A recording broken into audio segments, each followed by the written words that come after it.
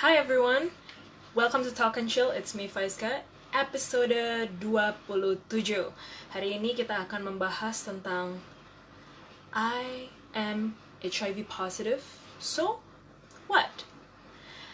Jadi teman-teman, diskriminasi dan stigma dari orang-orang yang mengidap penyakit HIV dan AIDS sangat-sangat keras di Indonesia ya.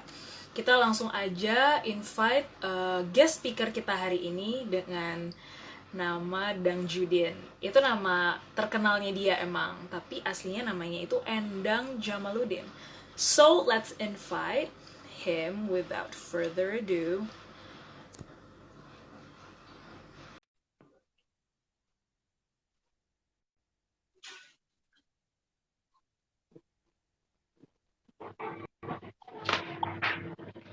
Halo, Oh, selamat datang di Talk and Chill. Terima kasih banget Bang Dang Judin yang udah mau willing untuk bergabung bersama kita menjadi pembicara hari ini.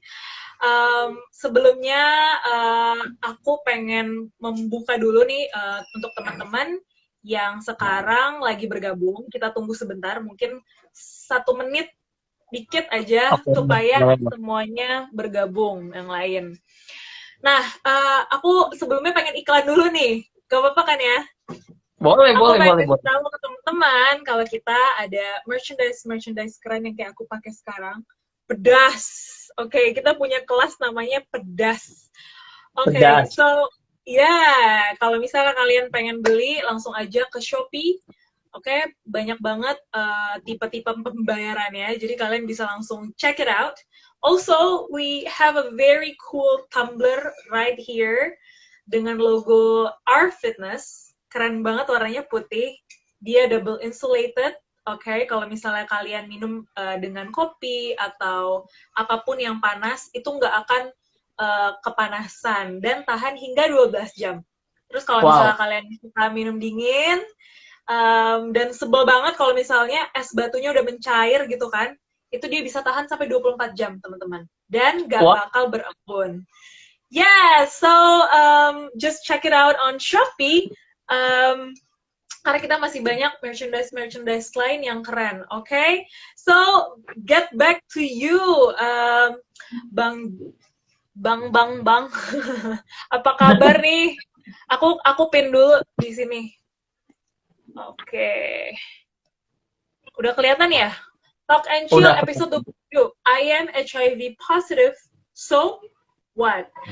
Nah, bisa diperkenalan dulu nggak?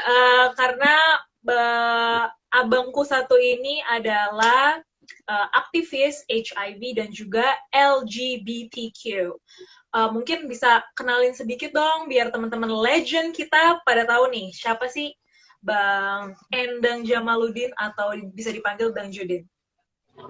Oke, halo semuanya. Eh, Nama saya Dang Judin. Nama aslinya Endang Jamaluddin, tapi orang-orang pada panggil Dang Judin.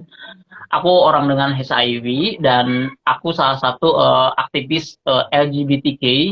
Jadi aktif untuk advokasi teman-teman orang dengan HIV dan juga LGBTQ seperti itu. Keren, oke. Okay. Terima kasih banget udah menyisihkan waktunya hari ini. Mungkin kita hari ini tuh pengen bahas tentang, stigma orang-orang Indonesia. Karena ternyata,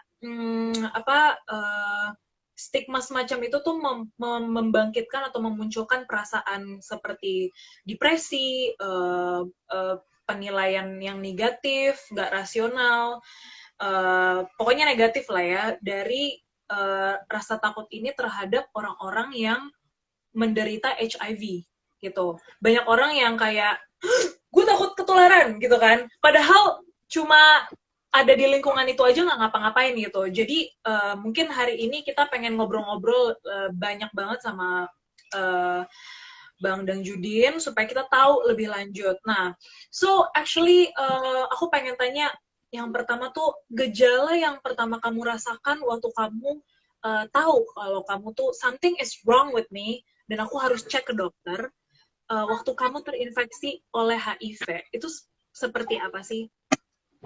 Oke. Jadi HIV itu ada beberapa tahapan, jadi ada 3 tahap. Dan kenapa sih, Dang, kalau banyak yang tanya, Dang, apa sih gejala awal yang lo rasakan ketika lo pengen tes HIV? Jujur Oke. 2014 itu saya tidak mengalami gejala apapun, mungkin secara tidak sadar. Jadi karena emang ngerasa bahwa, oh, gue udah melakukan kegiatan beresiko dan ada Ya. ajakan untuk melakukan tes. Ketika dites dan hasilnya positif, ya sudah seperti itu. Namun ada beberapa hal yang emang harus diperhatikan ketika mau tes HIV, itu tuh tidak perlu menunggu adanya gejala. Walaupun ada beberapa hal yang emang patut dicurigai ketika kamu eh, terinfeksi HIV. Ya. Salah satunya adalah ketika kamu sudah beresiko atau sudah melakukan kegiatan beresiko, itu wajib tes dengan ataupun tanpa gejala. Ada 3 tahapan HIV. Yang pertama, terinfeksinya atau window period ketika HIV baru masuk ke tubuh kamu. Jadi ada Ya. beberapa hal gejala yang emang secara tidak sadar itu gejala umum sih untuk semua orang. Karena tiba-tiba demam, Ya. sakit tenggorokan, diare, tapi diarenya yang udah seminggu 2 minggu nggak sembuh-sembuh, terus lesu. Pokoknya ada yang salah dengan tubuh lo gitu. Ketika udah melakukan kegiatan beresiko, terus ada yang salah dalam tubuh lo. Nah itu window period. Jadi ketika virus masuk dan sistem kekebalan tubuh itu mencoba untuk melawan kayak gitu. Yang kedua itu ada periode di mana tidak bergejala. Setelah gejala awal muncul, eh, Ya. ada ketika orang itu merasa sehat kembali untuk melakukan aktivitas apapun dan emang benar sampai tidak ada gejala, itu tergantung dengan kondisi ataupun gaya hidup orang tersebut setelah terinfeksi Ya. HIV. Ada yang setahun, 2 tahun, bahkan ada yang 10 tahun. Gimana dia gaya hidup dan kondisi imunnya seperti itu. Dan sampai ke tahap 3 itu adalah tahap AIDS, di mana orang yang sudah terinfeksi HIV itu akan mengalami banyak sekali infeksi oportunistik atau gejala-gejala seperti dia tuberkulosis atau TB. Ada juga banyak hal yang emang kerusakan ginjal dan yang lainnya, banyak banget penyakit-penyakit yang muncul, yang tiba-tiba muncul, namun sulit banget untuk disembuhkan seperti itu. Ya. Ya. Jadi itu sih, jadi gejala sebenarnya sih kalau ditanya, Dang, eh, gejala yang kamu rasakan apa? Ya tidak ada, karena mungkin secara tidak sadar itu gejala-gejala ringan yang kita rasakan ketika mulai terinfeksi HIV itu dianggap Ya. biasa seperti itu. Oke. Ini menarik banget ya. Berarti kalau misalnya tadi kamu sebut orang-orang yang sudah melakukan kegiatan beresiko, itu maksudnya apa nih? Coba terang-terangan aja sama kita. Oke, jadi kegiatan beresiko HIV itu banyak yang nanya kayak gini ya, mungkin orang awam, kenapa sih bisa terinfeksi HIV? Nah, Ya. HIV itu bisa menginfeksi seseorang ketika dia melakukan kegiatan beresiko. Contohnya, yang pertama, seks tidak aman. Ketika dia ini yang paling umum ya, seks tidak aman, eh, baik hetero ataupun homoseksual seperti itu, baik anal ataupun vaginal seperti itu. Yang kedua, Oke, baik. ada transfusi darah. Jadi ketika seseorang menerima transfusi darah secara tidak resmi dari orang lain, Ya. itu sangat beresiko kayak gitu. Jadi tanpa screening dan yang lainnya itu sangat beresiko. Yang ketiga ada sharing jarum suntik. Mungkin kalau sekarang udah mulai jarang kalau untuk sharing jarum suntik, tapi ada beberapa komunitas yang emang masih menggunakan hal itu kayak gitu. Jadi mungkin kayak misalkan berhati-hatilah ketika kamu misalkan mau suntik vitamin C dengan teman kamu, injek vitamin C atau pemutih dan yang lainnya. Jangan sharing jarum suntik ataupun alat-alat yang kamu gunakan dengan orang lain karena kita nggak tahu kondisi orang lain itu sehat atau tidak seperti itu. Ya, oke. Berarti dengan memperhatikan apa yang telah kita lakukan seperti kegiatan berisiko tadi yang sudah disebutkan beberapa hal tadi, ada baiknya kita walaupun tidak ada gejala kita cek gitu ya. Ya. Pertanyaannya selanjutnya adalah apakah ini yang menjadikan kamu sebagai aktivis HIV? Ya, jadi seperti ini. Kenapa aku sekarang konsen di advokasi atau edukasi tentang HIV dan LGBTQ? Karena dulu ketika aku, halo, koneksinya kok ini? Iya, aku dengar kok. Oke. Jadi ketika aku terinfeksi HIV, kenapa banyak kan pertanyaan ketika mulai pertama kali terinfeksi itu banyak pertanyaan kok gue bisa, kok gue kayak gini. Karena tidak teredukasi gitu. Karena gue tuh tidak memperhatikan hal-hal yang emang harusnya gue jaga. Gue tidak awareness terhadap kesehatan tubuh gue sendiri kayak gitu. Jadi tidak adanya informasi bahwa seks itu harus aman, terus berbagi jarum suntik itu nggak boleh gitu, terus dan yang lainnya gitu. Jadi emang banyak orang-orang yang emang awam yang tidak mengetahui hal itu, termasuk gue sendiri seperti itu. Jadi ya ini harus apa yang terjadi dengan diri gue nggak boleh terjadi sama orang lain kayak gitu. Itu sih. Iya, ya, berarti basically pengalaman kamu yang membuat kamu ingin membantu orang lain ya. Iya, oke. Nah, menurut pendapat kamu nih, Bang dan Juden, menurut kamu nih, kalau masyarakat ini kan biasanya mereka takut tertular dengan orang-orang yang sakit HIV gitu. Terus lantas gimana caranya sebenarnya untuk orang itu bisa teredukasi supaya mereka tahu kalau HIV itu sebenarnya cara penularannya tuh lewat yang tadi kayak misalnya jarum suntik, seks bebas, lewat vaginal ataupun anal gitu kan. Gimana cara menyampaikan hal ini gitu kepada teman-teman kita? Jadi kenapa sih orang-orang tuh takut banget tentang mengebahas tentang isu HIV kayak gitu kan, apalagi bersentuhan atau berhubungan dengan orang dengan HIV, karena mereka tidak teredukasi dan mereka tidak mengetahui apa sih HIV itu gitu, terus cara penularannya seperti apa gitu. Nah di sini jadi ketika gue udah masuk ke advokasi orang dengan HIV dan LGBT, gue selalu mengupgrade informasi tentang HIV, apapun itu gitu. Karena informasi HIV itu semakin lama, semakin kesini, banyak hal-hal baru yang emang bisa mengupgrade pengetahuan kita tentang HIV. Karena HIV itu sebenarnya itu tidak seperti virus yang sekarang lagi booming, mungkin COVID seperti itu. Karena HIV itu sebuah virus yang emang dia tuh nggak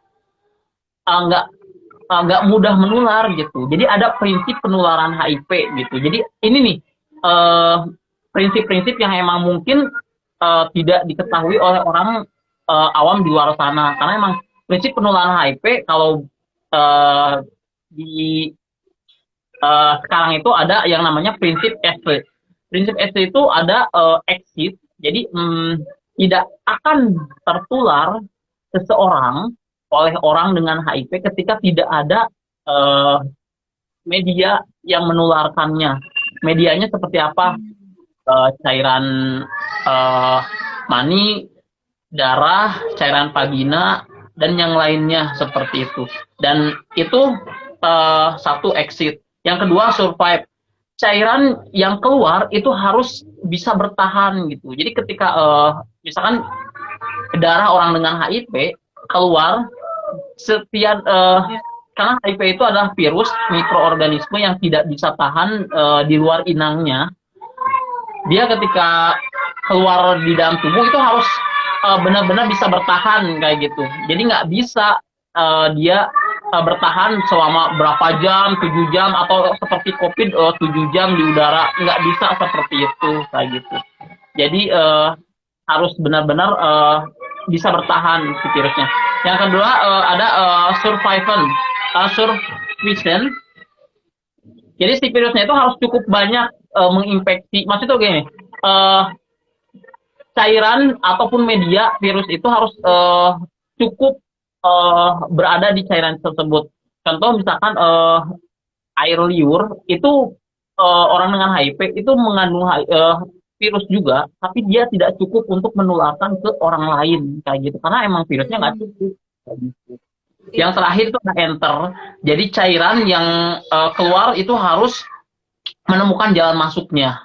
Jadi tidak mungkin orang terinfeksi HIV kalau dia tuh misalkan dia tercecer darah, tapi dia nggak ada jalan masuk ke tubuh dia, itu nggak bakalan dia nggak bakalan terinfeksi kayak gitu. Kalau cuma megang darah tapi dia nggak punya nggak luka dan yang lainnya, itu nggak mungkin banget terinfeksi kayak gitu. Oke, bagus banget penjelasannya. Nah, dengan begitu juga kan banyak orang-orang yang dengan stigma ini kan mereka nggak kurang informasi gitu kan, dan bahkan mereka tuh takut untuk periksa gitu, karena mereka nggak tahu pertama kemana klinik yang tepat atau rumah sakit yang tepat untuk mereka bisa bertemu dengan para ahlinya gitu loh. Karena kadang ketakutan ini tuh membuat mereka tuh nggak jadi ngecek gitu. Gimana pengalaman kamu waktu pertama kali cek HIV? How was the service with the doctor, with everyone yang involved di situ? Service gimana? Jadi untuk orang yang takut HIV, tes HIV itu emang mungkin dia tidak teredukasi bahwa sekarang itu udah banyak banget fasilitas kesehatan yang emang ramah terhadap orang dengan HIV dan juga komunitas LGBTQ. Kita bisa memilih fasilitas kesehatan, bisa di rumah sakit, puskesmas, atau klinik. Dan untuk tes HIV itu gratis, dimanapun gratis. Itu gratis. Jadi kamu mau misalkan, gue pernah melakukan kegiatan beresiko, gue mau tes, kita langsung ke fasilitas kesehatan di puskesmas atau rumah sakit, atau melalui lembaga-lembaga seperti misalkan ada NGO atau LSM yang emang konsen di bidang HIV. Contoh ada Tes Jakarta, Tes JKT, Tes JOG, Saya Berani, Gue Berani, banyak banget layanan daring yang bisa melayani kamu untuk tes HIV. Jadi kita tinggal akses, contoh kita akses ke tes JKT, kita masuk websitenya, terus kita jadwalkan kita bisanya jam berapa, terus hari apa, pengennya di mana, itu bisa banget. Jadi udah mudah banget untuk akses tes HIV itu dengan privasi yang emang kita nggak perlu ngumbar-ngumbar, atau kita tidak perlu datang sendiri dan yang lainnya. Atau ada beberapa klinik yang emang privasinya lebih private gitu. Contoh ada klinik Globalindo. Klinik Globalindo itu salah satu klinik yang emang ramah terhadap orang dengan HIV dan juga LGBTQ. Itu berada di Jalan Guntur, Jakarta Selatan. Itu kita bisa langsung datang ke sana, offline. Terus bisa janjian juga via website, terus atau bisa langsung datang ke sana. Dan akses untuk tes HIV-nya itu dengan tenaga kesehatan, dokter yang ramah, terus kita dilayani dengan welcome. Nanti dijelaskan juga ketika kita positif ataupun negatif, mereka akan melayani kita dengan maksimal seperti itu. Jadi tidak ada lagi alasan buat kita takut untuk tes HIV. Jadi ketika kita sudah beresiko, itu wajib untuk tes HIV. Ya, Wow, oke. Bagus banget informasinya tadi ya, udah disebutin sama eh, Bang dan Judin, kayak kalian harus kemana aja. Mungkin kalian kalau misalnya nggak ke note down tadi, bisa ditonton lagi. Atau mungkin nanti Bang dan Judin bisa tulis di kolom komen kalau misalnya kita udah selesai dari video Boleh, ini. boleh. Nah, anyway, pertanyaanku selanjutnya nih, kan aku research di banyak banget artikel yang aku baca kalau ODHA ini harus meminum obat secara teratur supaya dia itu nggak virusnya tuh nggak aktif ya, karena itu bisa disuppress gitu. Terus apakah ini yang telah kamu bagikan waktu di Instagram kamu? Aku lihat kamu tuh kasih edukasi kan memang ke teman-teman yang uh, mengidap mengidap HIV gitu supaya mereka bisa mendapatkan obat tersebut. Apakah ini yang kamu apa ya gembor-gemborkan ke teman-teman kalau mereka tuh harus mendapatkan obat tersebut, yaitu adalah terapi ARV? Iya, jadi orang dengan HIV yang yang dia tuh, jadi ada, kalau misalkan ada orang dia mendatangi fasilitas kesehatan, dia melakukan tes, terus hasilnya positif, dia nanti akan dibantu oleh dokter untuk mengakses ARV. ARV itu adalah antiretroviral virus, obat untuk menekan virus HIV, dan itu wajib banget untuk dikonsumsi ataupun diakses oleh orang dengan HIV. Karena emang Ya, ya, ya. orang dengan HIV itu eh, sangat rentan sekali dengan berbagai kondisi seperti itu, kondisi kesehatan. Dan untuk menangkal kondisi kesehatan yang lebih buruk, itu kita harus akses ARV. Dan kalau ditanya misalkan ARV itu bayar nggak sih? Terus gimana cara dapetinnya? Nah, nanti ketika lo udah akses tes HIV dimanapun, itu nanti akan dirujuk oleh dokter ataupun bisa langsung dilakukan tes medical check up untuk nanti mengetahui fungsi hati, fungsi ginjal, dan kondisi kesehatan kamu untuk menentukan regimen obat yang cocok untuk kamu kayak gitu. Karena setiap orang itu akan berbeda-beda dan emang beberapa regimen obat ARV itu berbeda-beda ya. Contoh ada regimen obat ada TLE, DTG dan yang lainnya, ada lini 1, lini 2, kalau diterangkan banyak banget.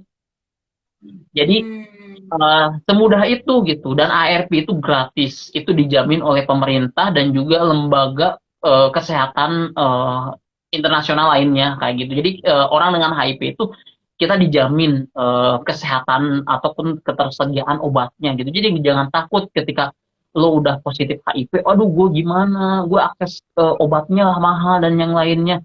Itu tidak seperti itu. Jadi emang orang dengan HIV itu sudah dijamin eh, pelayanan kesehatannya, terus nanti dia akan dipantau oleh dokter selama setiap bulan untuk akses ARV seperti itu gitu.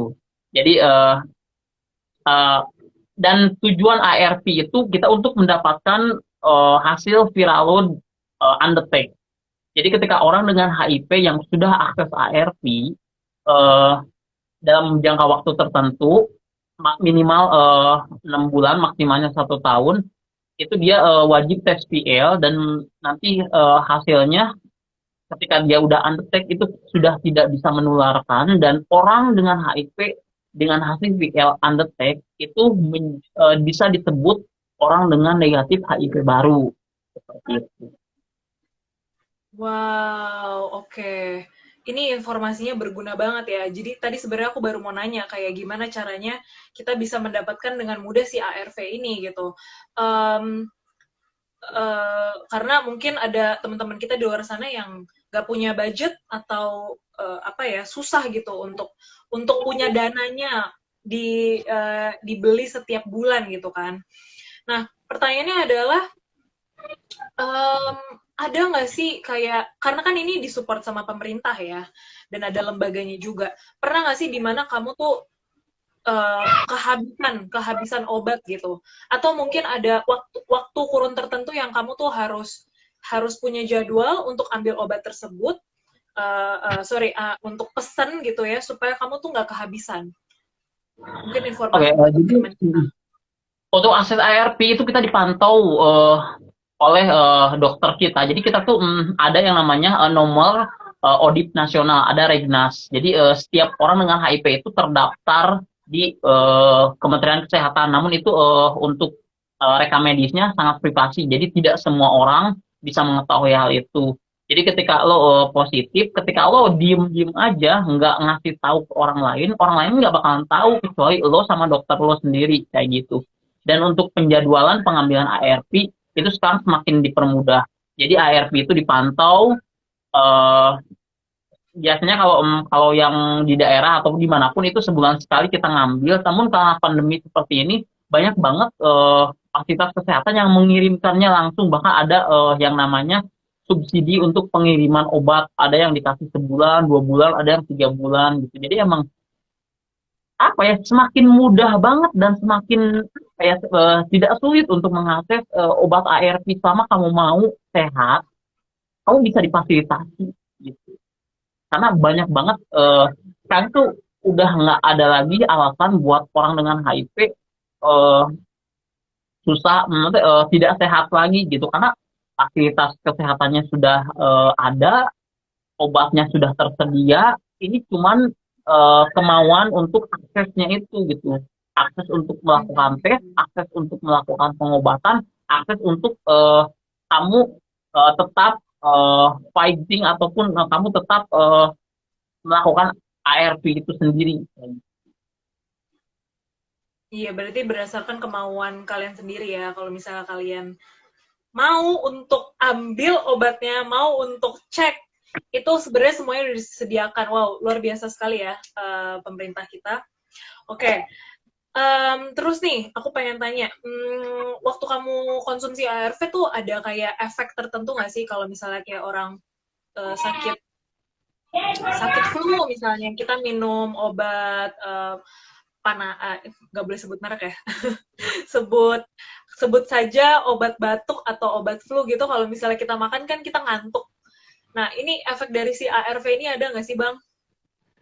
Oke, jadi kalau ditanya efek ARP, jujur kalau aku sih nggak ada gitu, karena emang efek ARP itu tergantung kondisi kesehatan pasiennya gitu. Kalau kita akses ARP ketika awal-awal kita terinfeksi, mengetahui lebih dini, itu sama sekali tidak ada efek. Mungkin ada efek awal pusing, mual itu cuma beberapa hari. Dulu aku pas akses 2018 itu cuman pusing dan mual selama 3 hari doang. Tapi ada beberapa orang yang emang kok minum ARV oh pusing mual sampai sebulan berbulan-bulan atau muncul ruam-ruam atau yang kalau misalkan kondisi kesehatannya sudah emang drop, dia udah dia tes HIV karena emang udah ada muncul gejala, itu banyak banget hal-hal yang mengerikan yang emang bisa dialami oleh pasien tersebut, dari mulai Stephen Johnson atau misalkan jamur mulut, atau misalkan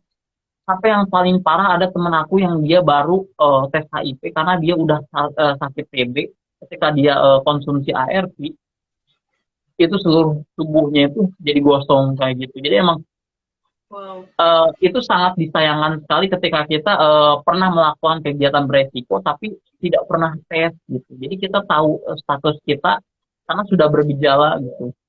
Dan sekarang rumusnya adalah ketika lo melakukan kegiatan beresiko ya lo wajib tes gitu. Untuk semakin dini lo mengetahui status kesehatan lo akan cepat diobati kayak gitu. Jadi kalau untuk efek samping obat itu tergantung pasiennya kayak gitu. Kalau misalkan mungkin lebih ke apa ya sistem imunnya kayak gitu. Walaupun misalkan, dah kalau sekarang kalau yang aku rasakan sih nggak ada. Mungkin kalau misalkan lebih ke mood sih, moody. Jadi mood orang dengan HIV itu rentan dengan kondisi kesehatan mental. Mungkin jadi lebih sensitif gitu. Kalau aku sih kadang-kadang makanya fluktuatif ya. Kalau misalkan lagi galau, maksudnya kayak gini, kesehatan mental orang dengan HIV itu sangat sensitif ataupun rentan banget. Karena mungkin aku tanya ke dokter aku, dok, kok aku lebih sensitifan ya, kok aku moody ya.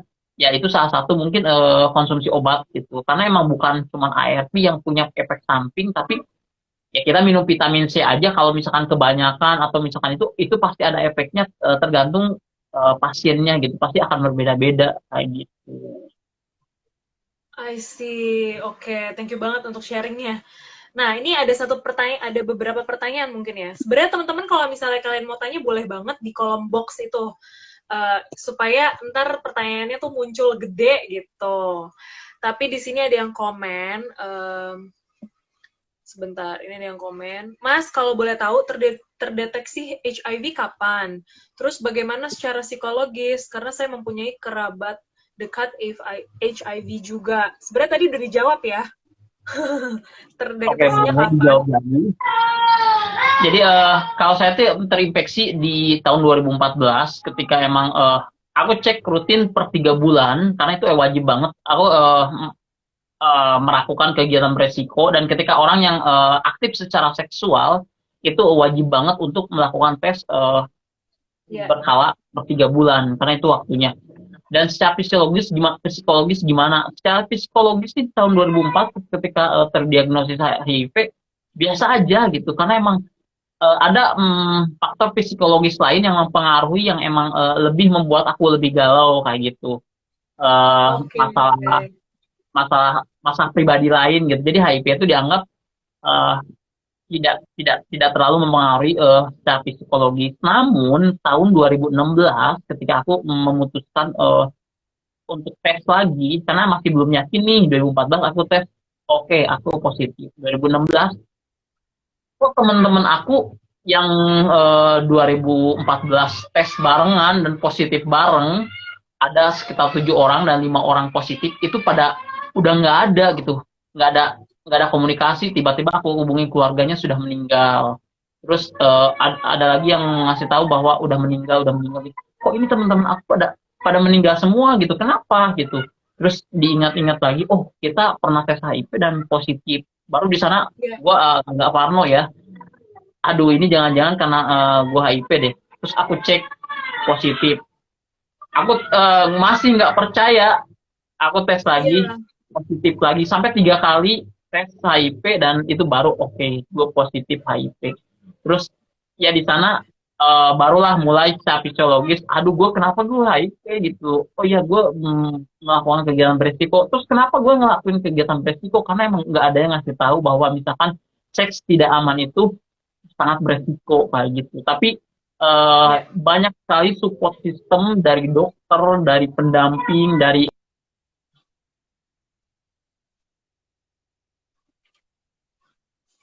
Wah, oke, kayaknya kita ada masalah dengan internetnya Bang dan Judin. Karena kita terputus. Ini bukan internet aku kan ya? itu orang dengan HIV tidak apa sih tidak disarankan untuk akses ARV kalau CD4-nya di atas 450. Dulu tuh aku 1200, baru di 2018 aku akses ARV dengan keadaan CD4 900 berapa gitu. Karena emang aturannya kalau sekarang itu orang dengan HIV udah wajib banget akses ARV seperti itu. Berapapun CD4-nya gitu. Hmm, oke, gitu tuh ceritanya. Berarti kalau misalnya kalian udah, ya maksudnya udah, intinya sih sebenarnya lebih ke perilaku kita ya. Maksudnya kayak kalau misalnya kita memang sudah melakukan kegiatan tersebut yang beresiko, otomatis kita berkewajiban untuk periksa. Dan kalau misalnya kita udah periksa itu positif, kita harus mengkonsumsi ARV, ya. Ya. Oke. Nah, ini ada pertanyaan lagi nih. Mana ya tadi? Kayaknya aku ada melihat pertanyaan. Sebentar. Agak susah ya kalau di kolom komen. Iya. Oh, enggak. Cuma bilang kalau alhamdulillah secara psikologis nggak shock, happy-happy aja karena berani main api yang harus berani terbakar. Oke. Sebentar. Nah, aku ada pertanyaan lagi nih. Berarti ini kan sebenarnya adalah salah satu hal yang membuat kamu tuh pengen banget membantu teman-teman di luar sana supaya terinformasi, supaya teredukasi. That's why kamu banyak mengkampanyekan tentang nol diskriminasi HIV juga, ya kan? Nah, mungkin pertama aku pengen tanya nih, kenapa sih kamu orang yang sangat aktif sekali, positif gitu ya, penuh semangat. Kegiatan kamu tuh apa aja sih supaya kamu tuh tetap keep spirit kamu tuh, mood kamu juga baik gitu. Karena aku inget banget waktu kita ketemu di apa ya, area olahraga ya. Iya. Di setiap hari Minggu waktu kita olahraga lari. Dan aku bisa merasakan kalau kamu tuh punya atmosfer yang positif banget gitu. How do you do that gitu? Bisa nggak sih ceritain supaya teman-teman yang mungkin punya situasi yang sama jadi motivated gitu? Eh, Motivasi untuk kenapa sih harus semangat terus mengedukasi yang lain dan yang lainnya gitu. Kegiatan eh, apa ya? Aku sekarang kegiatan sama seperti orang normal biasa. Aku kerja, aku masih olahraga, aku masih mengedukasi atau mengadvokasi beberapa orang yang emang butuh bantuan. Terus kalau misalkan ditanya gimana kondisi eh, keluarga, sahabat, tempat kerja, fine-fine aja karena emang mereka sudah teredukasi. Aku udah edukasi pertama dari lingkungan keluarga itu sudah teredukasi banget karena emang oh HIV, oh ya udah berobat, udah aman kayak gitu dan emang nggak ada kekhawatiran kayak gitu. Dan juga sahabat-sahabat udah pada tahu semua, terus lingkungan kerja juga dari mulai perusahaan, teman kerja, dan juga perusahaan, semuanya udah pada tahu gitu. Jadi emang nggak ada yang aneh lagi gitu. Terus karena aku buktikan bahwa orang dengan HIV seperti aku itu bisa tetap sehat selama akses ARV gitu. Jadi nggak ada halangan sih HIV itu sekarang itu udah apa sih HIV itu cuma virus doang gitu. Ketika lo udah ARV ya udah lo fine fine aja gitu. Lo bisa mau ngelakuin apapun ya bebas gitu. Nggak ada batasan untuk lo mau lari sejauh manapun gitu. Kalau lo mampu ya udah gitu. Lo mau mau jadi apa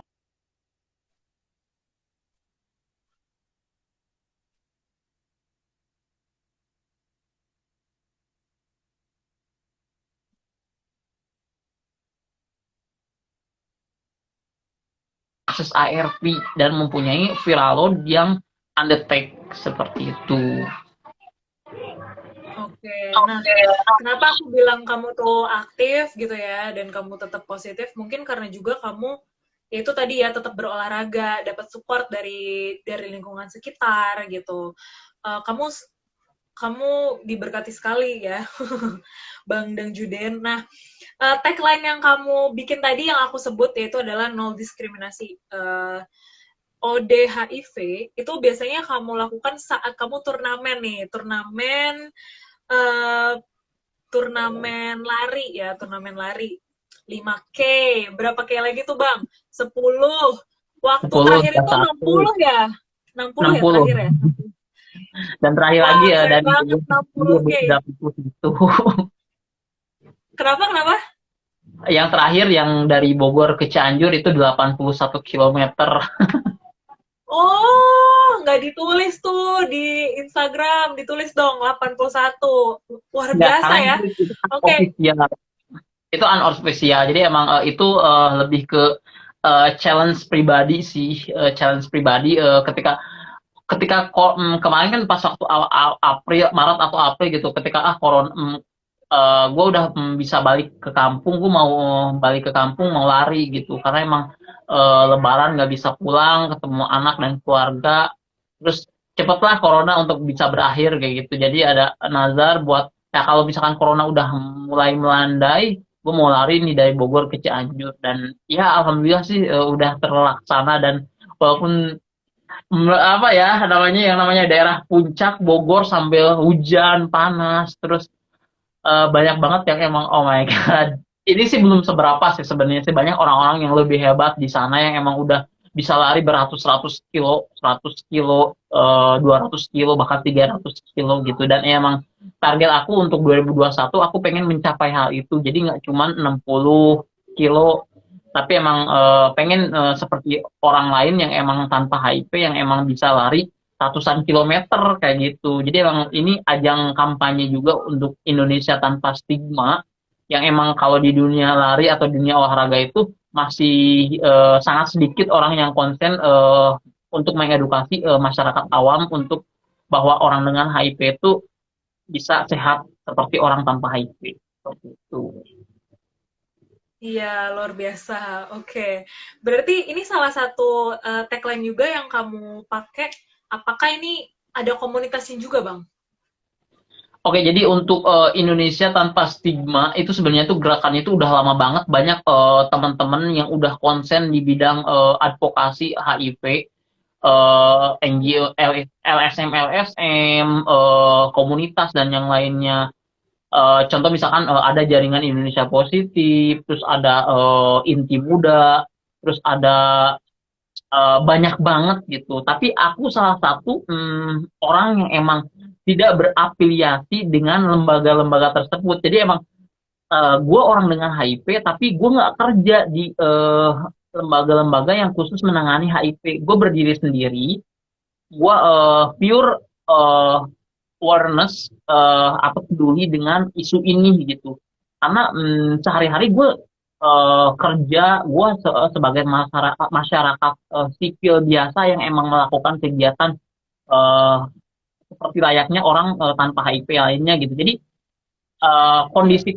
kondisi kesehatan aku orang dengan HIV itu tidak menjadikan alasan buat aku eh, tidak menjadikan alasan aku untuk down kayak gitu. Maksudnya mungkin teman-teman di luar sana mereka konsen di isu HIV atau LGBTQ karena emang bekerja di lembaga tersebut. Tapi kalau gue tuh beda gitu. Gue tuh kayak ya gue masyarakat biasa yang emang benar-benar peduli dengan isu ini karena dulu gue nggak teredukasi, gue pengen mengedukasi masyarakat dan emang bener-bener gue tuh nggak dibayar sama siapapun untuk melakukan kegiatan kampanye ini kayak gitu. Jadi emang digaji sama lembaga manapun, gue nggak disponsori sama lembaga manapun untuk saat ini ya. Tapi beberapa waktu lalu gue pernah disponsori oleh Jaringan Indonesia Positif, tapi sekarang udah enggak. Dan emang pure gue ini kepedulian gue terhadap isu HIV dan LGBTQ kayak gitu. Oke. Jadi ternyata Bang dan Judin ini emang berdiri sendiri tanpa bergabung dengan LSM-LSM lain ya. Oke. Iya, tapi Nah, untuk circle apa sih circle circle edukasi secara misalkan ada kelompok dukungan sebaya, eh, aku ikut gitu karena emang sangat penting sekali kita menjalin jaringan untuk mengupgrade informasi HIV gitu karena mereka itu emang benar-benar konsen di bidang HIV dan mereka selalu update riset-riset terbaru tentang obat, ya. tentang pelayanan kesehatannya dan yang lainnya tentang ini.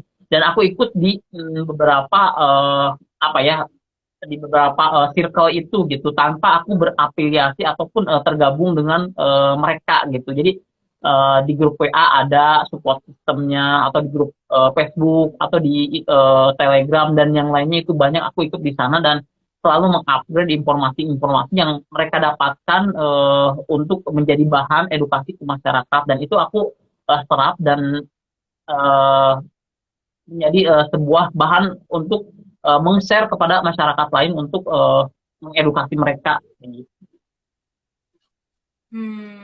Oke.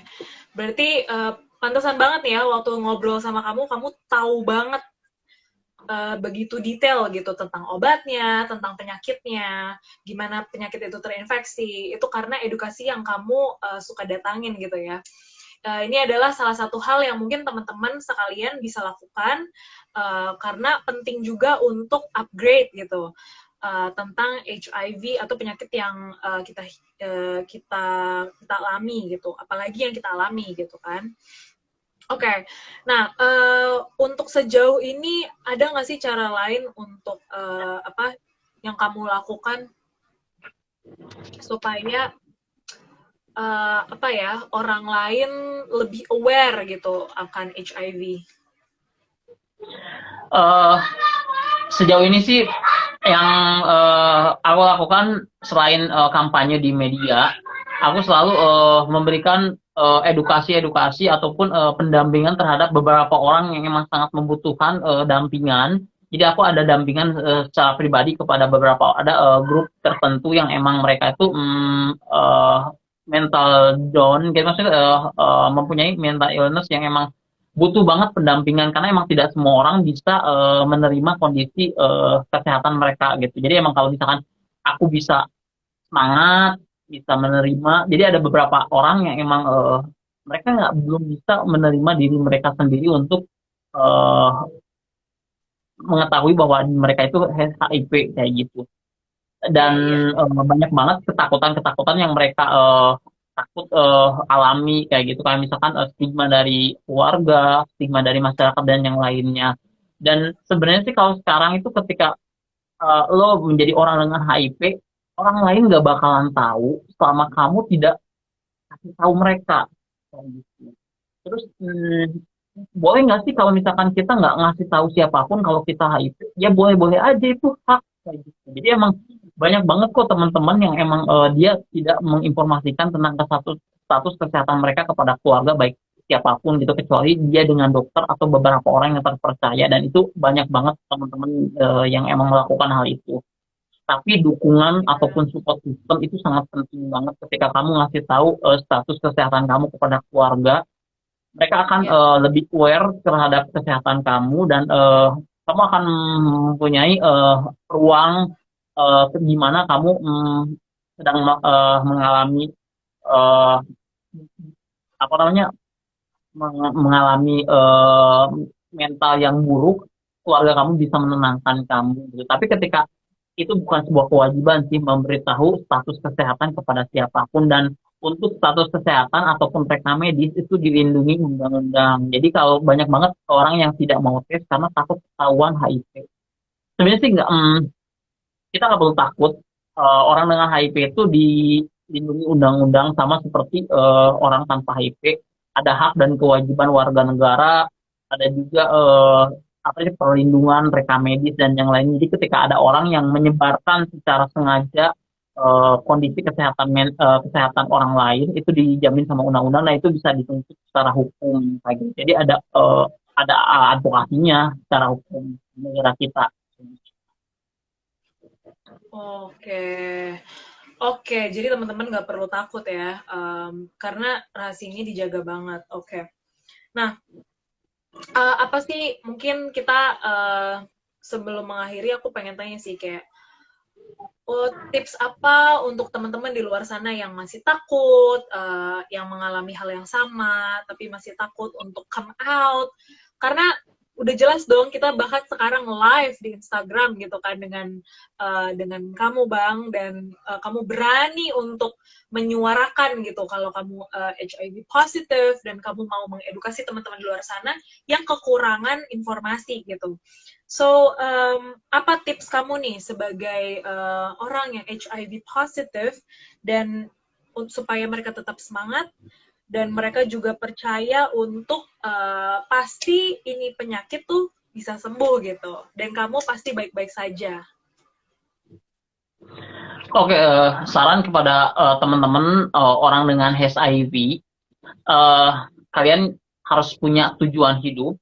Ketika kalian sudah tidak punya tujuan hidup, ya kalian nggak bakalan bisa ngelanjutin hidup gitu. Jadi kenapa gue masih bisa semangat? Karena gue punya tujuan hidup. Yang kedua, lo harus punya mimpi. Lo punya keinginan apa sih di dalam hidup lo gitu untuk lo wujudkan kayak gitu. Lo harus punya mimpi kayak gitu. Kalau gue pengen ya gue pengen tetap sehat dan gue pengen menjadi seorang pelari jauh kayak gitu gue pengen lari seperti orang-orang pelari jauh lainnya yang bisa lari eh, ratusan kilo gitu 200 300 gitu dan yang selanjutnya lo harus punya usaha untuk mencapai mimpi itu gitu ya ketika gue pengen menjadi orang menjadi pelari jauh atau ultra maraton, ya gue harus latihan kayak gitu untuk mewujudkan keinginan gue tersebut. Terus ketika orang dengan HIV itu mengalami kesehatan mental yang buruk, lo harus punya support system. Jadi lo orang dengan HIV menjadi orang dengan HIV itu ketika dikatakan berat banget ya emang berat gitu ketika Iya, lo sendirian gitu. Jadi lo harus iya. punya support system seperti yang pertama keluarga yang bisa membentengi lo dari keputusasaan kayak gitu. Yang kedua mungkin boleh ada yang namanya kelompok dukungan sebaya dimanapun sekarang sudah ada gitu. Jadi ketika lo butuh informasi apapun, kelompok dukungan sebaya itu bisa membantu lo ketika lo misalkan traveling kemana ke Bali, terus obat lo ketinggalan. Ketika lo nggak punya siapapun yang dikenal, lo nggak bakal bisa dapetin akses obat gitu. Tapi ketika lo punya kelompok dukungan sebaya, lo bisa hubungin siapapun dan mereka akan dengan senang hati membantu untuk pengadaan obat tersebut gitu. Jadi orang dengan HIV itu sekarang komunitasnya udah apa namanya udah gampang banget gitu. Jadi udah bukan halangan lo mau ke luar negeri sekalipun kalau ketika lo udah terakses dengan komunitas orang dengan HIV misalkan di negara misalkan negara Hong Kong misalkan lo terus ARP lo ketinggalan dan yang lainnya lo bisa dibantu di sana dengan akses nanti dibantu oleh teman-teman yang ada di Indonesia kayak gitu. Oke, wow, luar biasa banget. Thank you banget buat tipsnya. Mungkin aku bisa ulang. Yang pertama adalah, teman-teman, kalian harus punya tujuan hidup. Dan yang kedua, punya mimpi. Kalau kalian punya mimpi, usahain supaya mimpi itu terwujud. Dan yang terakhir, kalian harus memiliki support system seperti keluarga dan juga komunitas yang tadi disebutin seperti kelompok dukungan sebaya. Karena mereka akan membantu kalian apapun halnya itu yang kalian butuhkan, mereka bisa membantu gitu. Wow, thank you banget karena udah hampir 1 jam Bang dan Judin sudah sharing tentang apa HIV lah ya, ODHIV gitu. Nah, mungkin dari aku terakhir, semoga stigma ini bisa berubah di masyarakat atau teman-teman yang akhirnya menonton. Kalian gak perlu takut, ya mungkin oke, nggak apa-apa takut gitu. Tapi habis itu kalian pergi untuk cek dan kalian juga bisa mendapat dukungan dari teman-teman tadi yang komunitas yang tadi udah disebutkan gitu. Ada pesan-pesan terakhir mungkin Bang dan Judin sebelum kita tutup? Oke, pesan terakhir yang pertama ketika buat semua orang eh, stop stigma orang dengan HIV karena orang dengan HIV itu tidak berbeda dengan orang tanpa HIV. Yang kedua, ketika kamu sudah melakukan kegiatan berisiko, kamu harus tes. Dan yang ketiga, ketika kamu sudah terdiagnosis HIV positif, kamu harus ARP. Yang Ya. keempat, ketika kamu sudah ARP, kamu harus fighting atau harus survive dengan ARP tersebut. Kamu tidak boleh putus obat karena emang kita kalau mau sehat ya harus ARP seperti itu. Oke, berarti terima kasih banget buat hari ini Bang dan Juden. Aku sangat berterima kasih karena atas waktunya untuk sharing ke teman-teman semuanya, teman-teman Legend juga, Our Fitness. Semoga informasi hari ini bisa diinformasikan ke teman-teman yang lainnya dan kalian juga bisa share ke teman-teman untuk nonton. Terima kasih banyak. Semoga Bang dan Judin sehat selalu di masa Amin. pandemi Terima kasih. ini, juga teman-teman yang lain. Oke, episode ke-27 hari ini harus selesai dulu. Jangan lupa di minggu ini akan ada lagi episode selanjutnya, episode 28 di hari Sabtu di jam yang sama, jam 4 sore. Oke, makasih Bang dan Judin. Ya, sama-sama. Thank you, Air Fitness dan Mbak Piska. Sama-sama. Bye, Legend.